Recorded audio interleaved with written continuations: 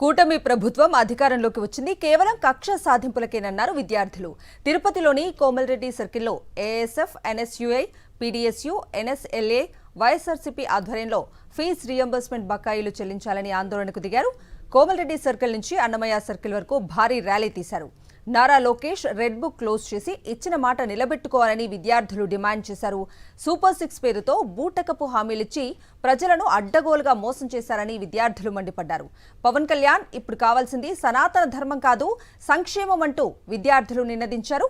అమ్మకు వందనం పథకానికి పంగనామాలు పెట్టి నాన్నకు సారా బుడ్డి ఇచ్చారని విద్యార్థులు ఆగ్రహం వ్యక్తం చేశారు.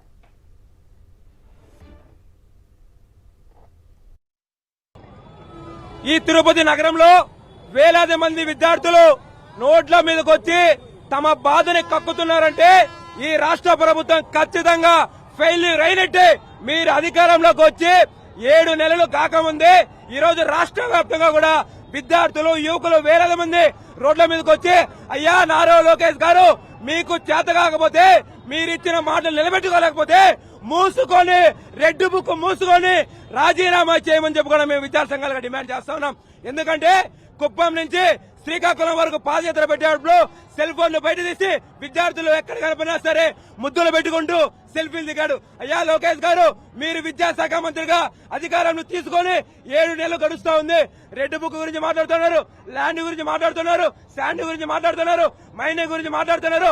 దీనికన్నా పెద్ద హాస్యాస్పదమైన విషయం ఏంటంటే ఈ రోజు నిరుద్యోగులు, విద్యార్థులు, యువకులు రోడ్ల మీదకి వచ్చి అయ్యా మాకు ఉద్యోగం ఇవ్వాలని అడుక్కుంటా ఉంటే నువ్వు ఉద్యోగాలు ఇచ్చావు, ఎవరికి ఇచ్చావు? నీ కూటమి ప్రభుత్వంలో ఎవరైతే పదవులు రాకుండా అలాగే ఏసీ రూమ్ లో మద్యపానాన్ని సేవిస్తూ నిద్రపోతున్నారు వాళ్ళు పిలిచి మళ్ళీ కండువాలు కప్పి నీకు ఏం నామినేటెడ్ పోస్టు కావాలి, నీకు ఏ పోస్టు కావాలని చెప్పి రాజకీయ ఉద్యోగాలు ఇస్తున్నావు తప్ప వేలాది మంది విద్యార్థుల యొక్క భవిష్యత్తు వాళ్ళకి ఇచ్చిన మాట నీకు గుర్తులేదా?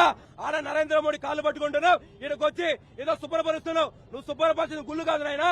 ఈ రోజు విద్యార్థులు, మహిళల జీవితాలు ఈ రోజు అన్యాయ పాలైపోతున్నాయి. రోడ్ల మీద మహిళల పైన ఎక్కడ పడితే అక్కడ దాడులు జరుగుతున్నాయి. నువ్వు ప్రతిపక్షంలో ఉన్నప్పుడు నన్ను అసెంబ్లీకి పంపించండి, గతంలో ఉన్న పార్టీ మహిళలకు అన్యాయం చేస్తుంది, మహిళలే కనపడలేదన్నావు. డిప్యూటీ ముఖ్యమంత్రి అయ్యారు. ఈ రాష్ట్రంలో ఇప్పుడు మహిళలు కనిపిస్తున్నారా? అక్రమాలు కనపడలేదా? దాడులు కనపడలేదా? లేకపోతే అత్యాచారాలు జరుగుతుంటే నీ కూటమి ప్రభుత్వం గాని, నీ ప్రభుత్వం గాని ఏం చేస్తున్నారు? అయ్యా పవన్ కళ్యాణ్ గారు గతంలో మైకులు పట్టుకొని గట్టిగా ఆవేశంగా మాట్లాడారు. అది కాదండి కావాల్సింది. ఆలోచించండి, విద్యార్థుల వైపు చూడండి, నిరుద్యోగుల వైపు చూడండి. వ్యాప్తంగా పెండింగ్ లో ఉన్నటువంటి 3,580 కోట్ల రూపాయలని రిలీజ్ చేయాలనేసి ఈ రోజు అన్నమయ్య సర్కిల్లో అఖిల భారత విద్యార్థి సమైక్య ఆధ్వర్యంలో మానహారం నిర్వహించడం జరిగింది. అయ్యా నారా లోకేష్ గారు, మీరు కుప్పం నుంచి శ్రీకాకుళం వరకు పాదయాత్ర పెట్టినప్పుడు నేను ఉన్నాను, మాది మంచి ప్రభుత్వం, నేను విద్యార్థుల పక్షాన న్యాయం చేస్తాను, విద్యార్థులకు ఏ విధంగా సపోర్ట్ చేస్తానని చెప్పారు.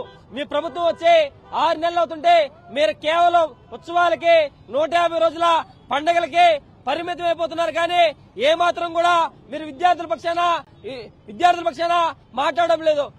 ఎస్సీ, ఎస్టీ, బీసీ, మైనారిటీ విద్యార్థులకు స్కాలర్షిప్లు ఇస్తారని చెప్పి, సకాలంలో ఇస్తారని చెప్పి ఇంతవరకు చెల్లించకపోవడం అత్యంత దారుణం. ఎందుకంటే ఈ రాష్ట్రంలో లోకేష్ గారు పాదయాత్ర చేసినప్పుడు ఎంతో మంది పేద విద్యార్థులకు హామీ ఇచ్చారు. కానీ ఆ హామీలు ఇంతవరకు నెరవేర్చలేదు. జీవో నంబర్ 77 చేస్తామని చెప్పారు. అదేవిధంగా ఈ రాష్ట్రంలో బీజేపీ ప్రభుత్వం, జనసేన కేవలం మత రాజకీయాలు చేస్తుంది తప్ప విద్యార్థి సంక్షేమ రాజకీయాలు ఎక్కడ విద్యార్థుల గురించి కానీ, పేదల గురించి కానీ ఎక్కడ ఆలోచించలేదు. ఈ రోజు ఈ రాష్ట్ర ప్రభుత్వం, ఎన్డీఏ ప్రభుత్వము, మేము వస్తే విద్యార్థులకి న్యాయం చేస్తాం, మేము వచ్చిన తర్వాత ఉద్యోగాలు ఇస్తాం, మేము వచ్చిన తర్వాత ఫీజు రీయింబర్స్మెంట్ తక్షణమే చెల్లిస్తాము.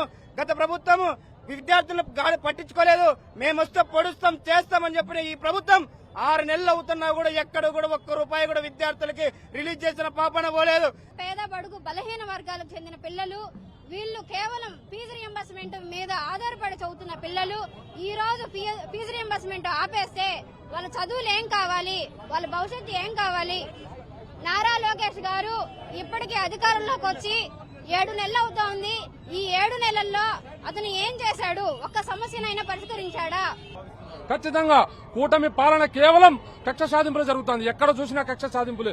నిన్న మొన్న కూడా చూసినాం. పవన్ కళ్యాణ్ గారు ఏం మాట్లాడుతున్నారు? తోలు తీస్తానంటున్నారు, కింద కూర్చోబెడుతున్నారు. మిమ్మల్ని తోలు తీసేదానికి కూర్చోబెట్టేదానికి చట్టం మీ చుట్టం అనుకుంటున్నారా? చట్టాన్ని మీరు చేతిలో తీసుకుంటున్నారా?